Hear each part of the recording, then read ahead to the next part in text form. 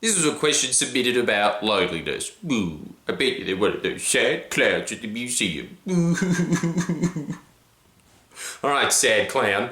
We're onto you, by the way, first off. Stop getting out of your portrait frame and sneaking around doing little dances and buskers in Paris in the middle of the night. Stay in your frame! So, look, that's what I assume you are. But if you're a normal human being, the same rules apply, I'm imagining. I don't know how different it is for painted clowns. So the question is, I'm lonely. Why do I feel lonely all the time? Well, first of all, it's because you don't have any friends. You're the only person on YouTube that doesn't have friends. Well, anyway, now some actual practical advice that'll help you instead of just laughing at you. Thank you for submitting a question. If you have a question, by the way, please submit it. I really need these. I can't be bothered to think for myself. There's one thing that I think is very important to note when people say that I'm lonely, and that is that a lot of people don't actually feel loneliness. For instance, me. I'm a chief in that particular regards, and a lot of other ways. I'm a complete and utter mess. Look at these socks. I've got so much water on them. I hate that feeling. What about my problems? I spat on myself as usual. You'll get used to that if you're a new subscriber. Loneliness normally happens to people who, as we discussed in a previous video, and I can't remember which one it is, the 6 human needs as outlined by Tony Robbins. So you can just go watch his videos. Well, I don't know why you're watching this. I haven't even combed my hair properly. They are, very quickly, growth, contribution, significance, I've already forgotten the connection, and of course the other two. You know what I'm talking about, right? Certainty and uncertainty. Now, people that normally feel lonely are those that are very high up on their value list of those 6 things, because everybody has ways of meeting those 6 needs, but some people find some of those needs more important and urgent. There's more of a craving there for them to meet those than others. Isn't it fun that we're all ding? Kindergarten was right. And so, well, I said different, by the way, for people that go 3 minutes 30. One of those, you probably asked what that one meant as well. One of those is connection. People that feel connection usually feel lonely. This is why, on average, women feel lonely a lot more than men do, because men are not usually guided by that. They're usually guided by significance and usually uncertainty as well. So, the fact that they feel connected, the fact that they want connection, if they don't have it, they instantly feel lonely. This is why those people usually are around a bunch of other friends that they're always complaining about, and then you say, well, why don't you just not be friends with them anymore? And that thought never occurs to them. Ever! Maybe it does. I don't actually know. Very certain about it. Ever! Again. So, if you're one of those people, just understand that that is one of your guiding forces in life, and that will shape the rest of the way that you walk through the world. If you have that as one of your guidance mechanisms, you can change it over time if you don't want to, and that's fine, because a lot of people do. There's a great need for connection. Those are people that are, you know, in all of the very human-oriented professions such as childcare, aged care, IT, being a Games Workshop manager. All of these things require a lot of connection. And so, if you are one of those people that you do just feel loneliness all the time, I can give you some tips on how to connect to people better, because I think this helps everybody anyway. Even the people that are always asking, how do I get a girlfriend? How do I get the girl to notice me, that likes me? Well, the fact that you said that means you're a loser. And there's no help for you. Sorry, you can scour the net all you like. You're going to die alone. Nah, I'll have some videos for you later. Just stop begging, it's pathetic. Subscribe. So, how good is that old 20s eyebrow movement? In case you didn't know what these things were called here. There you do. There you do. Beep, beep, beep, beep, beep. So we've got, this is just a lot of baby noises in a camera. It's not actually help yet. Let me chew cookies. So, one of those is, first of all, as I've previously mentioned before that, the first thing that you should do when you're ever interacting with someone before you interact with them is that you should notice something that you like about them. And that is harder than normal, because when I was walking around in the dog park, everybody loves dogs. What you don't like is douchebag boyfriends that have a cap on backwards. I'm pretty sure anyone over the age of 12 that does that's a cunt. Anyway, so they're walking around like that with the classic shirt on, this classic singlet where you just think, have you ever had an original thought in your entire life? You have to notice something that you like about that person. And what I originally noticed is, he likes dogs. He's probably a good husband. He probably looks after the kids just as well as he looks after the dog. Then I noticed that he doesn't actually give a shit about the dog and was just there because maybe you could pound some. That's what he's got it for. But whatever. He's good at that. He's figured out that. There's something to like about him. But the thing is, instantly, as soon as you think about something, even though I'm paying him out, while I'm thinking about things that I like about him, it's still mean-spirited somewhat. Just the fact that the mean-spirited emotion has been moved logically through just saying something that is somewhat of a compliment means that you like the person more.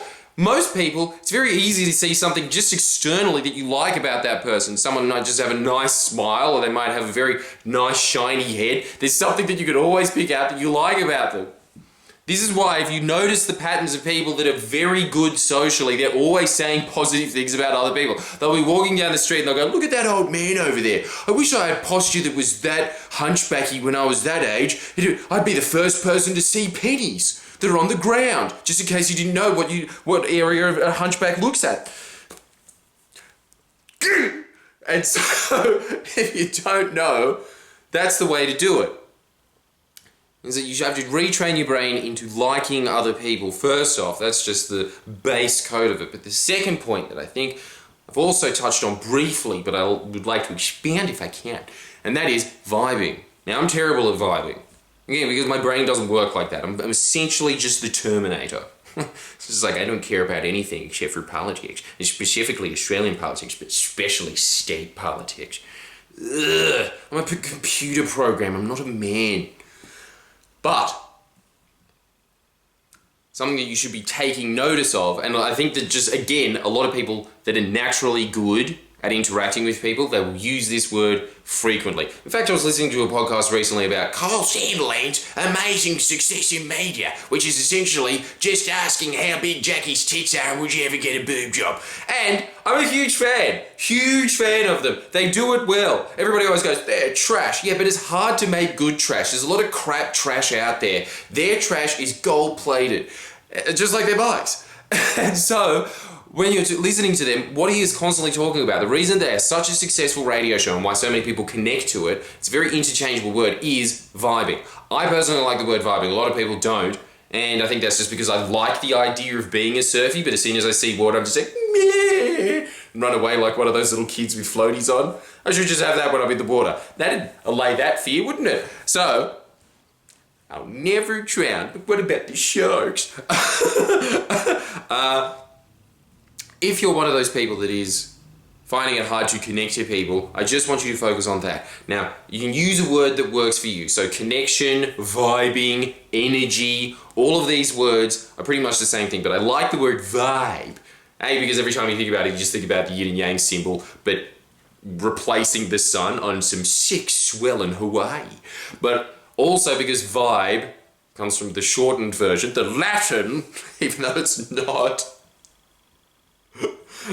Whatever, we're just gonna You don't know Latin? Ugh, yuck. You know what's so disgusting? I bet you in my audience there is a disproportionate amount that actually do. Ugh. And I'm one of them. I actually know a bit of a dead language. What a good use of time. So, it actually was, by the way. I do like Latin, and I think that you should learn it if you want to have a better grasp on the English language. Because did you know that that's where it derives from? Ah, you did, didn't you? No one doesn't not know that. So the thing that they're always talking about when it comes to vibing is it's about vibration, and it's easy to focus in on that. When you're focusing in on the vibration, everything else starts to melt away. And you can change this for certain examples of different... Just going to start again. I'm going to start the whole video again. I screwed up a sentence. I've never done that before. I want you.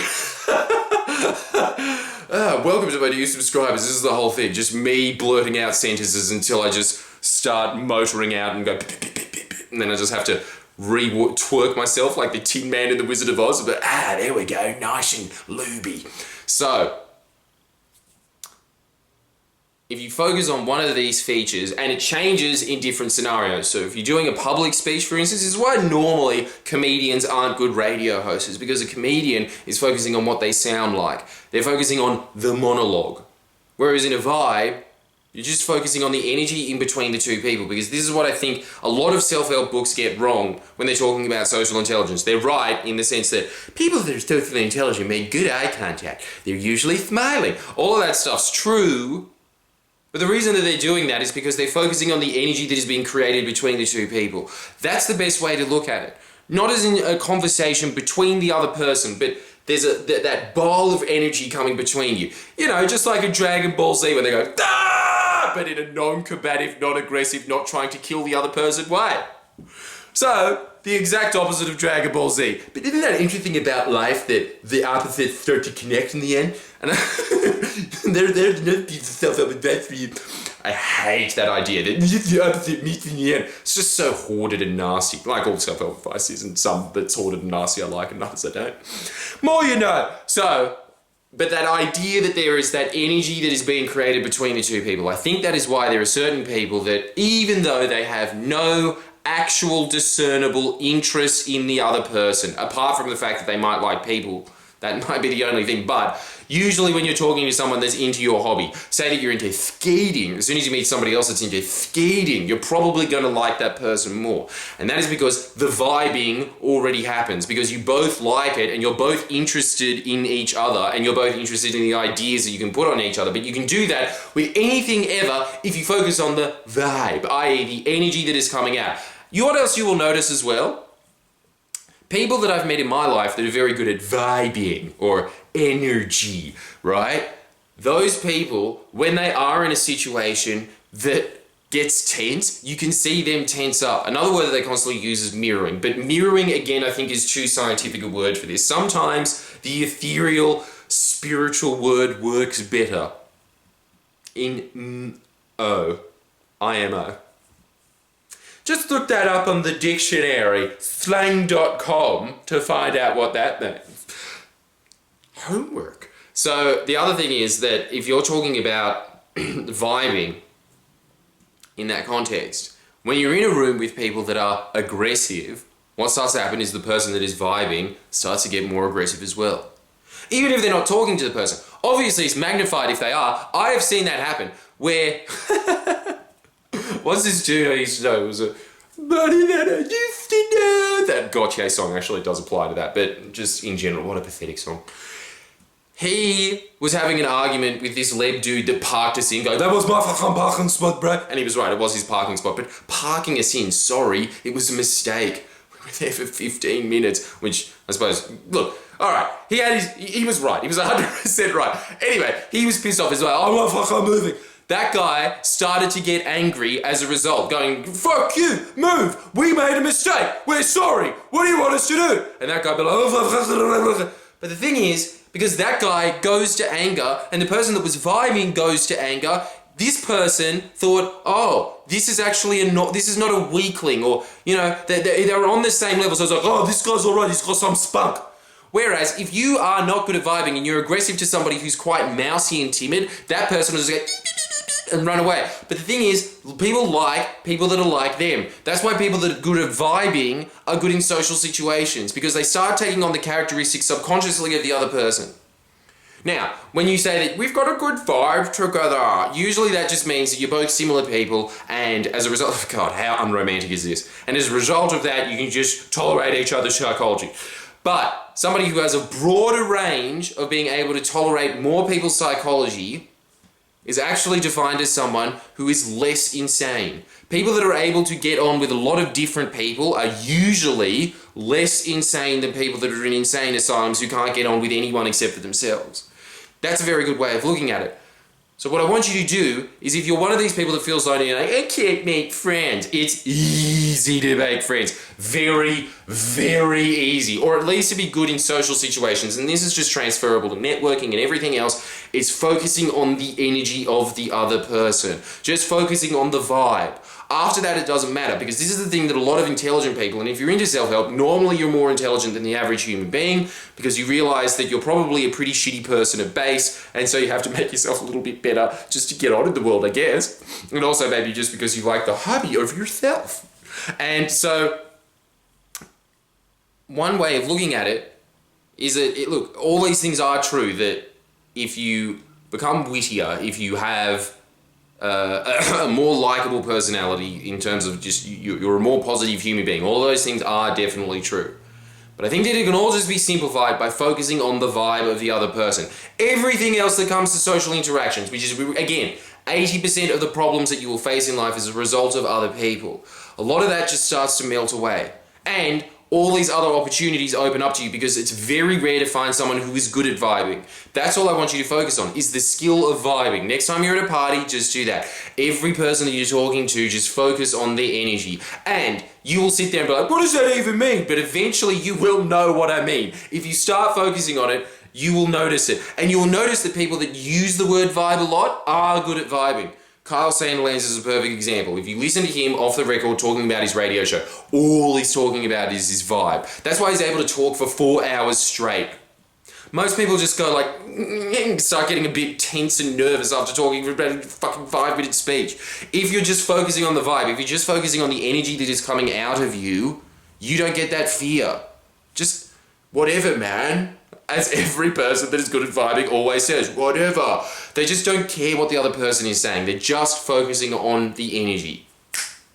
Well, I think I've said that enough this time. So, give me questions. Give me likes. For God's sake, give me likes. I need the validation. But seriously, I do. I do actually need the validation so I can make this channel bigger for my own personal benefit. I helped you out. Just return the favor. Where is the love? As the Black Eyed Peas asked 10 years ago and then asked again, and it was even more pathetic this time. It was pathetic enough before. So, my personal views on music. That's right, I'm encroaching in on your territory, music nerd. Now, see you next time. Give me that. Questions, likes.